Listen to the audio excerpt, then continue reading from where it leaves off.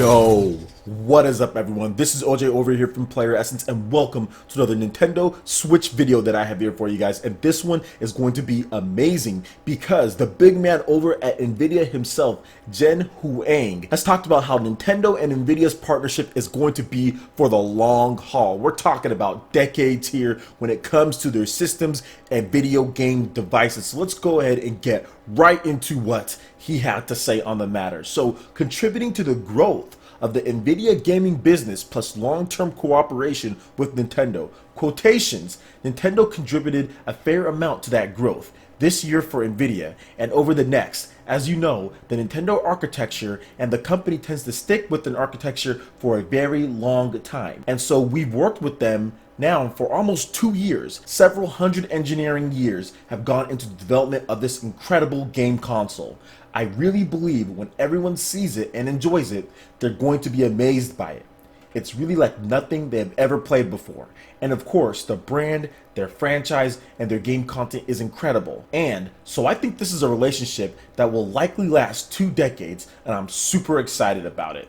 So Daniel Ahmed, who is a video game analyst for Nico Partners, he's very popular on Twitter as well, has talked about this, and he said, the days of a new and unique and exotic architecture each time a console is released is over. Moving towards standardized architecture now allows Nintendo to iterate on the Switch concept whilst keeping the same software and services unified on each device/system. So this is a very big point that he brought up and definitely going to be the main focus. So one, Nintendo's going to have a very long-term relationship with Nvidia in order to get the architecture down, in order to have the software being able to be transferred over very easily across devices. And I think that's the biggest thing going forward for Nintendo. There needs to be consistency. We'll talk about all the other stuff he says about software and all that, but the consistency is probably something Nintendo failed the biggest at. Outside of everything else, obviously there wasn't enough games, obviously there was like marketing issues, but consistency is a problem. Look, I'm all down for Nintendo trying new and innovative things. I'm all down for that, but you cannot sacrifice that for the core of consistency, because every time you want to release some type of new and crazy or different type of device, you might lose fans who liked your previous device. For example, you go from the GameCube to the Nintendo Wii.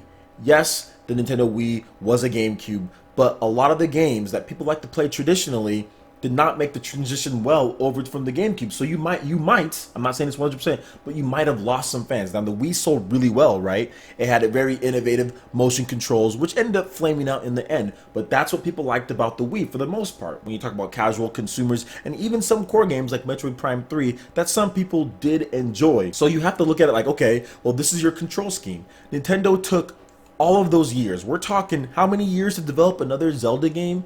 It came out in 2011 at the end of the Wii's life using Wii Motion Plus. Barely any games use that attachment. You're starting to get stuff like Red Steel 2, Wii Sports Resort, you're getting The Legend of Zelda, Skyward Sword that all use Motion Plus. Then all of a sudden you ditch the motion controls, you ditch Motion Plus, you ditch all that, then you go to a tablet controller. Well, what happened to all the people who love the Wii Remote and who love that style of play? That's what I'm saying. Like, you're switching your styles and you're not always going to carry people over. Now you have a big tablet controller. Well, what happens in the next system if it doesn't have that same type of dual screen play? You might lose fans from there. So this is what's cool about this. They're going to provide a standard architecture, what you can expect from their games. I think going forward, what you can expect, you can see what the Nintendo Switch is trying to do. Not only can it be something to where you can play at home and dock it and play with better resolution, better graphics, whatever the case is, but you can take it out on the go and you can play that too. You can have multiplayer right there with your friends. There's a lot of cool little niche things that you can do with it, but the core fundamentals of how you play a game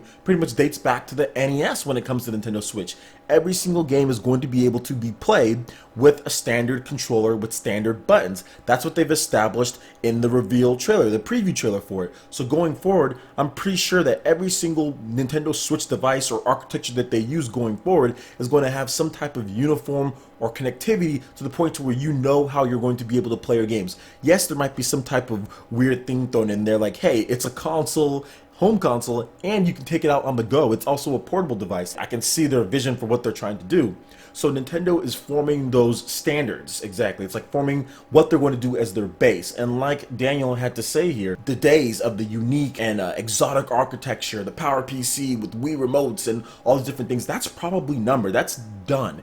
It's going to be very different going forward. Nvidia and Nintendo are going to work almost like what you would see, I would think, with like a PC, how you can pretty much play the previous games unless it gets way too far to the point to where it can't run anymore. But that's what I would expect going forward in the future if this relationship is going to last 2 decades. That's a big thing for both companies, but I think it's the right way to take if you're really trying to establish consistency. And I think that's the biggest thing. People want consistent ways to play games. They don't want every single 4 or 5 years, every single time there's some type of new crazy apparatus that's forced upon you, and you can't just play the games the way that you want to play games or have the consistency within devices or architecture or things like that. So I think it's very important that Nintendo is establishing this with Nvidia going forward, especially for the future consoles and for future gamers who want to get into Nintendo later down the line and pick up their stuff before and when the Switch gets old. So I think that's very, very important. As far as games, content, features, I think Nvidia is going to be a great partner working with them just because of what they've done with the Nvidia GeForce experience. If you haven't seen my video on the GeForce experience, please check that out in the description below. I'll have a link to it. And I think that's something that Nintendo can really take what they do there and build it into their system. We all know that the Nintendo Switch is going to be built on the latest Nvidia GTX graphics cards, or at least the architecture is going to be. We don't know what it's going to be as far as Pascal or what they're using. We do know it's going to be one of the newer, more modern architectures that's built ready for the Nvidia GeForce experience. I think Nintendo really needs to look at that, whether they're working with DNA and Nvidia on this. They need to really lock down and get down exactly how their network is going to work, how the UI is going to work with the network, and what users can do. Because you can talk about partnerships, you can talk about graphics, you can talk about gigabytes of RAM, but if your system isn't fun and easy to use, if it's not nice for consumers to pick up and play comfortably in their house, you can have the same type of thing that you had with the Wii U. You need a fast, sleek, awesome architecture, fast UI, great games. You need the full package. When people spend $250, $300, $400 on a system, they want everything. They don't want just great games. That's one thing. Like, you can have just great games. That's cool if you have great games. That's most of the stuff to being successful. However, you cannot just forget about the other half, which is console features, which is other things with the actual system, the speed of it, what it can do. Does it have game DVR? Can you stream to Twitch, Twitter?